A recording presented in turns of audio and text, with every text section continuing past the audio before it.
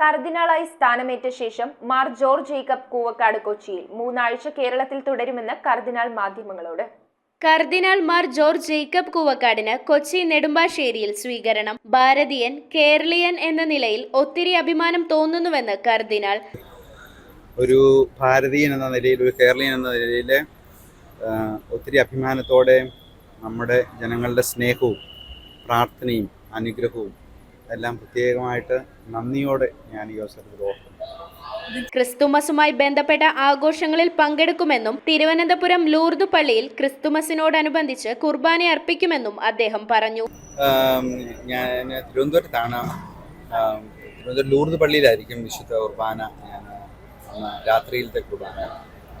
അതിനുശേഷം ചങ്ങനാശ്ശേരിയിലെ അതിരൂപതാ കേന്ദ്രത്തിലും പിന്നീട് കുറച്ച് സമയം കുടുംബാംഗങ്ങളോട്. 2025 ശേഷം പോപ്പ് ഇന്ത്യയിലെത്താൻ സാധ്യതയുണ്ടെന്നും പോപ്പ് വരുന്നതിനായി പ്രതീക്ഷയോടെ കാത്തിരിക്കുന്നുവെന്നും 3 ആഴ്ച കേരളത്തിൽ തുടരുമെന്നുമാണ് കർദിനാൾ മാധ്യമങ്ങളോട് പറഞ്ഞത്. ശേഷമാകാൻ കൂടുതൽ സാധ്യത. കാരണം 2025 ഈശോ ജനിച്ചിട്ട് 2025 ആകുന്ന ജൂബിലി വർഷമാണ്. അതുകൊണ്ട് റോമിൽ തന്നെ ധാരാളം പരിപാടികളുണ്ട്. പരിശുദ്ധ പിതാവ് റോമിൽ തന്നെ ആയിരിക്കാനാണ് സാധ്യത.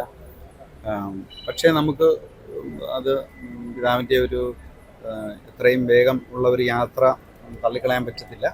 അങ്ങനെ പ്രതീക്ഷിക്കുകയും പ്രാർത്ഥിക്കുകയും ചെയ്യും. News bureau, Kochi.